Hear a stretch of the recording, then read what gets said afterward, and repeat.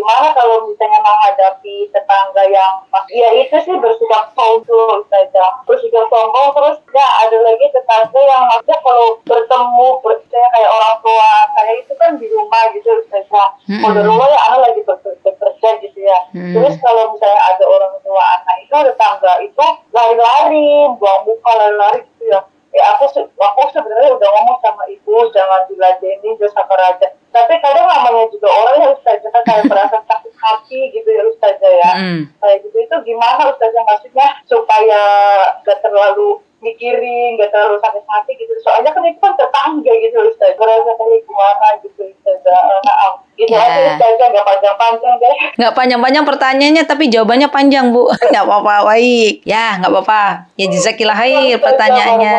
Ya wafikum barakallah. Teman-teman yang dimuliakan Allah. Jadi kita itu jadilah pribadi yang tenang, yang bijak. Jangan sampai kita menjadi pribadi yang sangat mudah terpancing oleh emosi orang. Yaitu subhanallah, kan kita itu kan bergaul dengan berbagai macam orang sesuai dengan karakternya masing-masing. Ada yang tadi dikatakan oleh Ummu Hafid, dia punya tetangga yang dia itu sombong, dia kalau berjalan tuh buang muka. Nah kita, apa yang harus kita lakukan? Yang harus kita lakukan jangan sampai kita mudah terpancing emosi kita, akhirnya kita jadi ikut emosi juga gitu. Jangan, tetap kita tenang, tetap kita sabar ya. Kemudian yang mesti kita lakukan, walaupun untuk pertama kali berat, tapi memang inilah yang diperintahkan oleh Rasulullah SAW ya. Kemudian setelah kita jaga emosi kita, jangan sampai kita ikut-ikutan ya, jangan sampai kita terpancing oleh tetangga kita ya misalnya. Karena kita tahu yang namanya tetangga itu subhanallah, apapun kondisinya kita harus memperlakukannya dengan baik. Walaupun sampai akhirnya tetangga kita mendolimi kita, tetap kita itu berlaku baik. Sudah pernah saya jelaskan bagaimana Abu Hanifah memiliki tetangga, yang mana tetangga itu bukan hanya sombong ya, tapi tetangganya Abu Hanifah itu sampai mendolimi Abu Hanifah dengan menyetel musik-musik yang keras, kemudian minum-minuman keras, sampai akhirnya tetangganya Abu Hanifah itu masuk ke penjara, ditangkap kalau oleh kita itu oleh Satpol PP-nya ya, bagian istana kerajaan. Dan Abu Hanifah ketika tidak lagi mendengar suara bising dari tetangganya, Abu Hanifah cari tuh tetangganya, mana tetanggaku kok nggak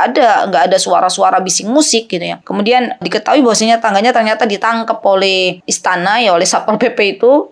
Berangkatlah Abu Hanifah ke istana, padahal seumur umur hidup itu Abu Hanifah itu kalau dipanggil oleh istana beliau nggak pernah hadir, karena beliau itu tahu harus mencari tetangganya dan harus berbuat baik ke tetangganya, maka beliau cari tuh orang tersebut, tetangganya. Berjumpa dengan tetangganya, beliau minta ke bagian istana ya, kerajaan untuk mengeluarkan tetangganya dan memaafkan. Dan bagian istana kerajaan karena tahu yang meminta Abu Hanifah, akhirnya dikeluarkan. Ya subhanallah, ini yang harus kita lakukan. Jadi sabar, kemudian kita balas kesombongan mereka itu dengan kebaikan. Kalau dia lewat tadi celengosan muka gitu ya, nggak pernah senyum, ya kita senyum.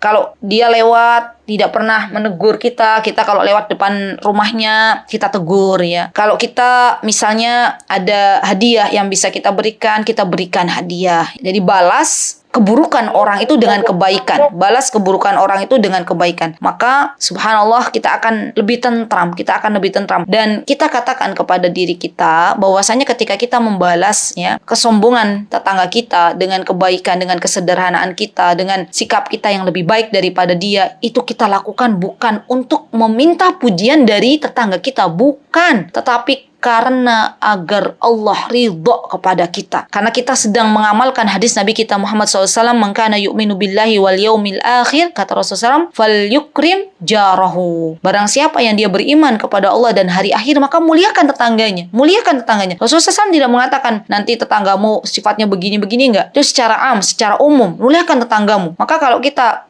bisa, kita kasih hadiah, kita ambil hati dia ya. Kita senyum ketika berjumpa, kita tidak buang muka ketika kita berjumpa dengannya, kita doakan ya subhanallah agar tetangga kita mendapatkan hidayah, dan itu adalah kebahagiaan bagi kita semuanya ya. Jadi tetap apapun yang dilakukan oleh tetangga kita, teman-teman, balas dengan kebaikan. Kita tidak pernah tahu lah teman-teman, mana kebaikan kita yang akan bisa memasukkan ke dalam surganya Allah Subhanahu wa taala. Mungkin Bisa jadi dengan sikap baiknya kita kepada tetangga kita, dengan senyumnya kita kepada tetangga kita, dengan kita memberikan hadiah kepada tetangga kita, itu yang akhirnya memasukkan kita ke dalam surganya. Dengan legowonya hati kita. Jadi kita itu lapang hati kita, lapang, jangan sempit. Walaupun tetangga kita mungkin memberikan kepada kita celengosan, nggak mau negur, ya kita berhusnudzon. Oh mungkin tetangga kita nggak punya uang, oh mungkin tetangga kita sedang ada masalah dengan keluarganya, oh mungkin dia sedang masalah dengan anaknya. Ya kita berikan senyuman ya, dan nggak usah dibawakan ada subhanallah perempuan itu yang baperan ya, bawa perasaan. Ya Allah kenapa sih kok tetanggaku begitu banget? Ya Allah gimana sih ya Allah? Ya Allah teman-teman, boleh baper itu boleh, tapi jangan sampai dibawa-bawa akhirnya terhanyut menghabiskan waktu kita gitu, memikirkan tetangga kita.